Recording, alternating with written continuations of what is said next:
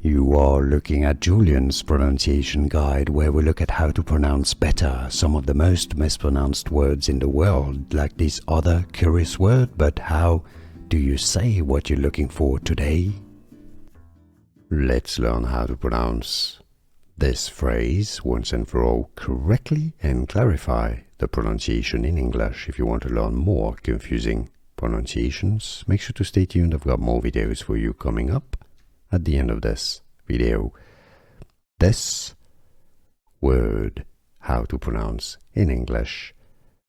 This word.